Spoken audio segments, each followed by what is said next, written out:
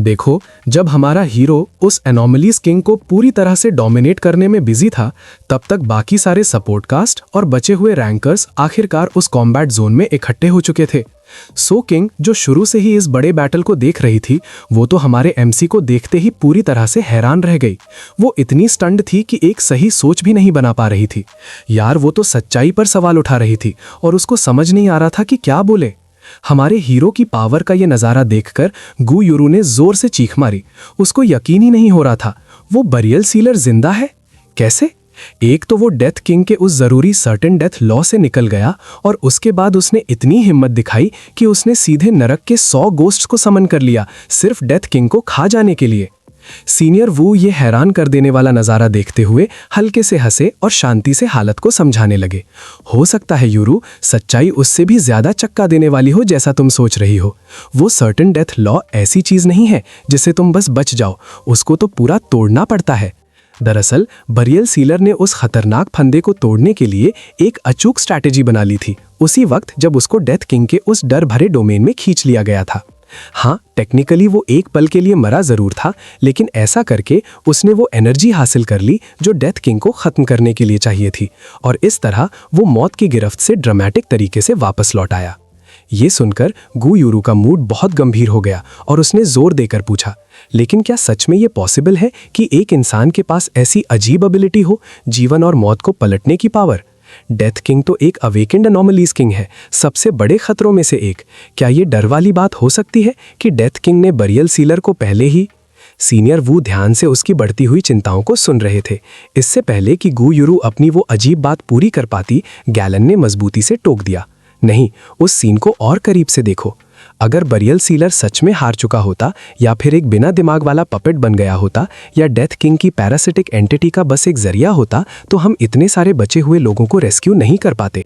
और सुनो, उसने जो गोस्टली एंटिटी समन किए हैं, वो दोस्तों और दुश्मनों में साफ फर्क कर रहे हैं, क्योंकि उन्होंने हम पर जरा सा भी अटैक नहीं किया है। ठीक उसी वक्त बहुत सारे नागरिक जो उन कब्र के निशानों में डर से फंसे थे, वो एक के बाद एक निकलने लगे। जैसे ही रेस्क्यू टीम्स मिलकर लोगों को जमीन से निकाल रही थी, किसी ने अचानक चिल्लाकर कहा, अरे भाई, हमें यहाँ एक जवान औरत मिली है और उसको बहुत ज्यादा चोट लगी है। उसका शरीर इस ऑर्डील की वजह से पूरा नीला पड़ने के बहुत करीब है। उस लड़की ने धीरे से अपनी आंखें खोली और कमजोरी से हैरानी में पूछा, यहाँ क्या हुआ है? मुझे तो लगा था कि मैं मर चुकी हूँ। फिर कई देखने वालों का ध्यान अचानक आसमान में मौजूद हमारे ओपी हीरो की तरफ चला गया। एक आदमी पूरी घबराहट में चीखा, अरे ऊपर हवा में कौन है वो आदमी? वो एक अनोमलीज किंग जैसा डरावना ओरा क्यों निकाल रहा है? दूसरी आवाज ने सच्चे डर में पुकारा, डेथ गॉड, क्या वो वही है? क्या इतनी ज्यादा ताकतवर एंटिटी सच में हमारी दुनिया में है? तभी एक और आदमी तुरंत आगे आया और उस डर फैलाने वाली बात का जोर से विरोध किया, क्या बेकार की बकवास कर रहे हो तुम? कसम से वो साफ साफ बरियल सीलर है, वो रैंकर जो हमारा सेवियर बना। सब लोग एक साथ बात करने लगे, जिससे आवाजों का एक उलझा हुआ शोर गूंज उठा। नहीं, बरियल सीलर सुनने में बहुत उदास और बुरा लगता है। हाँ यार, वो नाम एक हीरो के लिए बहुत ही अजीब और डरावना है। उस इकट्ठी हुई भीड़ में एक छोटी लड़की थी, जिसे हमारे हीरो ने पहले एक खतरनाक स्केलेटन अटैक से बचाया था।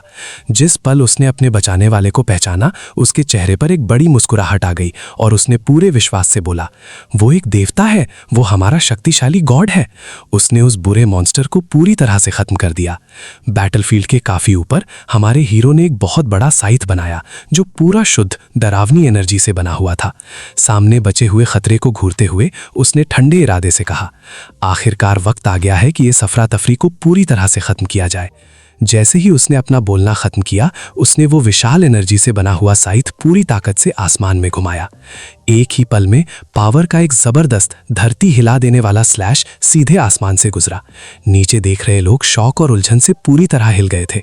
वो समझ ही नहीं पा रहे थे कि कितनी बड़ी पावर सामने आ रही थी, जब हमारे हीरो का एनर्जी स्लैश उस पूरे बर्बाद इलाके को चीरते हुए निकल गया। ठीक उसी वक्त लाल रंग की गोस्ट जैसी एनर्जी की तेज धाराएं उस अटैक से टकराने के लिए ऊपर उठी। हमारे हीरो का विशाल एनर्जी स्लैश उन बुरी धाराओं से सीधे टकराया।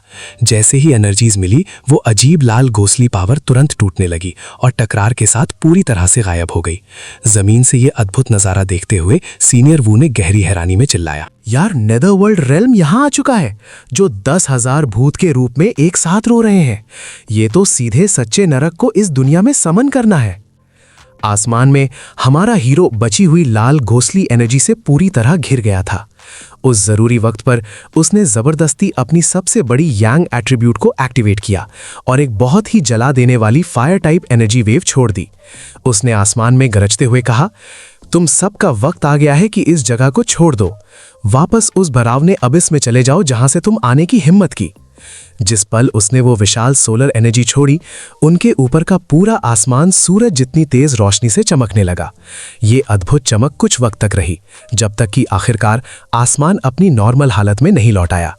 हमारे हीरो ने शांति से नज़ारा देखा और कहा, आखिरकार ये सच में हो गया। नीचे नागरिक अभी भी इधर उधर बिखरे हुए कब्र के पत्थरों में जल्दबाजी से खोद रहे थे, पागलों की तरह अपने दोस्तों और खोए हुए परिवार के सदस्यों को ढूंढ रहे थे। जिन लोगों को अपने लव्ड वंस मिल गए, वो तुरंत राहत के आंसुओं में टूट पड़े, उन्हें जोर से गले लगाकर खूब रोए। उन्होंने बताया कि वो कितने आभारी हैं कि उनके लोग सच में अभी भी जिंदा हैं। अब पूरा इलाका बहुत ज्यादा भावुक आवाजों और मिलन की आवाज से भरा हुआ था। जैसे ही हमारा एमसी जमीन की तरफ उतरने लगा, उसने मन में सोचा, डेथ किंग एंटिटी से निपटने में मेरी कीमती स्पिरिचुअल पावर रिजर्व्स की बहुत बड़ी मात्रा खत्म हो गई। ऊपर से अब मेरे पास ये अजीब सा डेथ ब्रांड मार्क भी है। मुझे सच में पता लगाना होगा कि क्या ये आगे चलकर कोई बुरा साइड इफेक्ट लाएगा। जैसे ही उसके पैर जमीन से टकराए, लिन ई दौड़ती हुई उसकी तरफ आई और तुरंत उसकी कमर पर अपने हाथ लपेट दिए। वो रोने लगी। उसकी आवाज कांपते हुए बोली, तुम सच में मरे नहीं हो, है ना? तुमने तो मुझे सच में इतना डरा दिया था कि क्या बताऊं। हमारे हीरो ने प्यार से उसके सिर पर हाथ रखा और भरोसा देने वाली मुस्कुराहट के साथ जवाब दिया, देखो, मैं ठीक यहीं खड़ा हूं, पूरा ठीक हूं और तैयार हूं। जैसे ही उसने वो सुकून देने वाली बातें कहीं, उसकी नज़र सू किंग की तरफ गई, जो अब सीधे उसी की तरफ आ रही थी। जिस पल वो उसके पास पहुंची, उसने उसे दिल से गहरा धन्यवाद दिया और फिर तुरंत अपने बचे हुए टीम मेंबर्स का स्टेटस चेक करने के लिए मुड़ गई। उसकी दिल से दी हुई शुक्रिया सुनकर हमारे हीरो ने हल्के से मानने वाली मुस्कुराहट दी और मन में सोचा, उसकी छोटी बहन अभी भी जिंदा है और ठीक है। मुझे लगता है कि ये आउटकम इस बड़ी मुश्किल के बीच एक पक्का आशीर्वाद है। इसी दौरान मिलिट्री पर्सनल अपने पोस्ट डिजास्टर के कामों को अच्छे से कर रहे थे। उन्होंने उस खत्म हुए इलाके में बिखरे हुए सारे मरे हुए लोगों को इकट्ठा करना शुरू कर दिया था। एक ऑफिसर सीनियर वू के पास आया और उन्हें अपनी रिपोर्ट दी। देखो सीनियर वू, शुरुआती नुकसान कैजुअल्टी का डेटा अभी अभी आया है। कसम से, डेथ किंग की वजह से मून सिटी में जितनी मौत हुई हैं, वो पूरी सिटी की आधी जनसंख्या है। बहुत दुख की बात है यार, ज्यादातर मरने वालों के पास कोई अवेकन्ड एबिलिटीज नहीं थी, या फिर वो काफी वक्त तक टूमस्टोन्स में फंसे रहे और खत्म हो गए। टोटल 1500 पाथफाइंडर्स जो मून सिटी के नहीं थे, जरूरी बचाव सेवा देने के लिए आए थे। रेस्क्यूअर्स में 50 लोग मर चुके हैं, 30 अभी भी गुम हैं और 1000 से ज्यादा घायल हुए हैं। इस खराब रिपोर्ट को ध्यान से सुनने के बाद सीनियर वू ने गंभीरता से सिर हिलाया और तुरंत अपने ऑर्डर्स दिए। अरे भाई, डिजास्टर के बाद की रिकवरी और सभी मरने वालों और उनके परिवारों के लिए जरूरी कॉम्पनसेशन, ये सब बहुत अच्छे से और बिना किसी देरी के होना चाहिए। ये सुनकर गू यूरू ने तुरंत अपना समर्थन दिया। गॉड सिटी भी एक खास एड चैनल और फाइनेंशियल सपोर्ट सिस्टम शुरू करेगी। उसी वक्त गैलन को मौका मिला और उसने बोलना शुरू किया, टीचर, ये इतना बड़ा हादसा और इतनी शक्ति दिखाने के बाद क्या अब हम आखिरकार ऑफिशियली पूरी दुनिया को स्पिरिचुअल एनर्जी के जागृत होने का ऐलान कर सकते हैं? सच में पाथफाइंडर्स कब तक ये दिखावा रखेंगे और आम जनता से इस भयानक सच को छुपा पाएंगे? यार, मुझे सच में लगता है कि मैं हमेशा कमजोर पड़ जाती हूँ।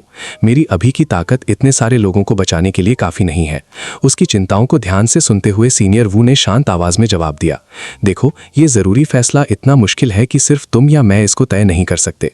आम लोग उतने कमजोर या अनजान नहीं है जितना तुम सोचती हो। अरे भाई, इन बार बार होने वाले बड़े हादसों की वजह से बहुत से लोग आने वाले खतरों के डर वाले ढंग को खुद ही समझना शुरू कर चुके हैं। वो नागरिक भी जिन्होंने पाथफाइंडर के रूप में अपनी पावर्स जागृत नहीं की हैं, वो भी अपने रिसोर्सेज और स्किल्स का इस्तेमाल करके उस बड़े प्रलय के लिए तैयारी कर रहे हैं। जब वो ये समझ दे रहे थे तो उन्होंने आराम से गैलन के कंधे पर भरोसे वाला हाथ रखा और अपनी बात जारी रखी। गैलन, तुम अकेले पूरे देश का भाग्य नहीं उठा सकती। ये एक असंभव बोझ है। हर पाथफाइंडर का अपना एक खास मिशन होता है और अपनी वर्तमान सीमाओं में काम करना भी काफी है। जब ये दो बड़े लोग बात कर रहे थे तो गू यूरू अचानक से जोर से हंस पड़ी और बीच में बोली, मैं तो यहाँ खास तौर पर लेजेंडरी ब्यूरियल सीलर से मिलने और उनको सपोर्ट देने आई थी, लेकिन सच कहूँ तो अब उसकी कोई जरूरत नहीं लगती। और देखो तो, इस भीड़ को देखकर लगता है कि हमारा एमसी बहुत बिजी है। यार, इस बहुत बड़ी लड़ाई ने उनकी जगह को पूरे जीएन नेशन के अटूट स्तंभ के रूप में पक्का कर दिया है। इस तेज वक्त में सभी खुश गांव वालों ने हमारे हीरो बरियल सीलर को पूरी तरह से घेर लिया। हर इंसान उनको शुद्ध आदर से देख रहा था और उनकी आवाजें उत्साह से भरपूर थीं। एक आभारी इंसान ने जोर से चिल्लाया, लॉर्ड बरियल सीलर, आप तो हमारे लिए भगवान से कम नहीं हैं। एक और व्यक्ति ने बड़े जोश से कहा, अगर आप बीच में नहीं आते तो मैं उस भयानक डंजन के अंदर फंसकर पक्का एक भूत बन चुका होता। Thank you for saving my life. इसी दौरान सीनियर वुड दूसरे पाथफाइंडर्स के साथ गंभीर चर्चा जारी रखे हुए थे। हमारे ओपी हीरो की तरफ इशारा करते हुए उन्होंने पॉलिटिकल स्ट्रैटेजी बतानी शुरू की। ये खुलकर ऐलान करना कि जिया नेशन के पाथफाइंडर बरियल सीलर ने पहले से ही आए हुए अनोमलीज किंग को शांति दी है, ये हमारे सभी दुश्मन देशों के लिए सबसे बड़ी मानसिक रोकथाम का काम करेगा। लेकिन बरियल सीलर की पर्सनल हिस्ट्री और उनकी लड़ने की एबिलिटीज को लेकर हमें पूरी गोपनीयता बनाए रखनी होगी। यार, इस वक्त भी हमारे पास पक्की खबर है कि जैसे ही वो मशहूर हुए, कंट्रीज ए, बी और सी ने उन पर सख्ती से नजर रखना और जांच करना शुरू कर दिया था। लेकिन उनके मूलभूत कोर डेटा और उनकी पूरी ओवरपावर्ड एबिलिटीज के बारे में वो लोग अभी पूरी तरह अनजान हैं। उन्होंने अपनी बात साफ करते हुए आगे कहा, कसम से एक बार मून सिटी हादसे की पूरी जानकारी सामने आई तो उन्हें लगेगा कि जिया नेशन ने खासकर बरियल सीलर के जरिए किंग्स को नियंत्रित करने वाले मुश्किल नियमों को तोड़ दिया है। देखो, ये बहुत जरूरी ब्रेक थ्रू है जो ब्लू प्लैनेट पर किसी ने अभी तक हासिल नहीं किया है और ये हमें सबसे आगे खड़ा करता है। चाहे दुश्मन देश जिया नेशन के खिलाफ गठबंधन बनाने की साजिश करे या नहीं, वो जल्दी में कोई भी हमला करने की हिम्मत नहीं करेंगे। इस स्ट्रैटेजी को इस्तेमाल करके हम आगे आने वाले इस अफरा तफरी और अनजान भविष्य में जिया नेशन के लिए एक बहुत बड़ा स्ट्रेटेजिक फायदा सुरक्षित कर सकते हैं।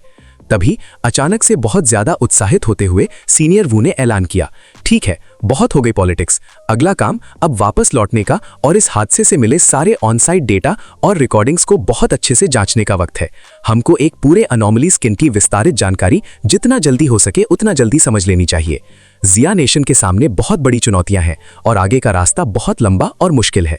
क्या हम सच में ये उम्मीद कर सकते हैं कि बरियल सीलर अकेले ही भविष्य में आने वाले हर एक एनोमलीज किंग को मार गिराएंगे? ये मजेदार बात सुनकर गैलन जोर से हंसी और बोली, आप बिल्कुल सही कह रहे हैं, इस काम से रिटायर होना तो बिल्कुल भी ऑप्शन नहीं है। गुरु भी हंसी और कहा, हमें अभी भी नहीं पता कि आगे कौन से बड़े एनोमलीज आएंगे, लेकिन अगली दिक्कत को तो पक्का हमारे गॉड सिटी के योद्धाओं को ही संभालना चाहिए। इस तेज फील्ड मीटिंग के बाद सीन हमारे हीरो की पर्सनल लाइफ की तरफ बढ़ गया, जो घर पर थे। वो आराम से शावर ले रहे थे, पूरी तरह रिलैक्स थे और नहाते वक्त उनके ख्याल उन शक्तिशाली स्पिरिट क्रिस्टल्स की तरफ चले गए। प्लाजा में क्लीनअप ऑपरेशन के बाद अथॉरिटीज ने वहां से डेथ किंग का छूटा हुआ एक डार्क एट्रीब्यूट स्पिरिट क्रिस्टल निकाला और उन्होंने बहुत शुक्रगुजारी के साथ ये मुझे बहुत बड़े धन्यवाद के रूप में दिया। और फिर वो लेजेंडरी यांग एट्रीब्यूट स्पिरिट क्रिस्टल भी है, जिसके बारे में चेन रुओ ने पहले बताया था, जो मून सिटी का खजाना है। तो इस तरह मेरे पास अब 2 सबसे बेहतरीन एट्रीब्यूट क्रिस्टल्स हैं। जैसे ही वो इन आर्टिफैक्ट्स की बड़ी शक्ति के बारे में सोच रहे थे, वो जल्दी से शावर से बाहर निकले और उत्सुकता से उन्हें करीब से देखने लगे और सोचा कि क्या क्या हो सकता है। यार, भले ही ये दोनों एनर्जी एट्रीब्यूट्स एक दूसरे के बिल्कुल विपरीत हैं, लेकिन क्योंकि सिस्टम ने मुझे नया डेथ किंग मान लिया है, इसलिए इन दोनों को अब्जॉर्ब करने में कोई दिक्कत नहीं आनी चाहिए। जैसे ही वो ध्यान लगाकर क्रिस्टल्स को अब्जॉर्ब करना शुरू करने वाले थे, उनकी नज़र के सामने अचानक से एक तेज सिस्टम नोटिफिकेशन दिखाई दिया। डार्क एट्रीब्यूट का उतर चढ़ाव मिला है, शुरुआती जांच में ये डार्क एट्रीब्यूट स्पिरिट क्रिस्टल है।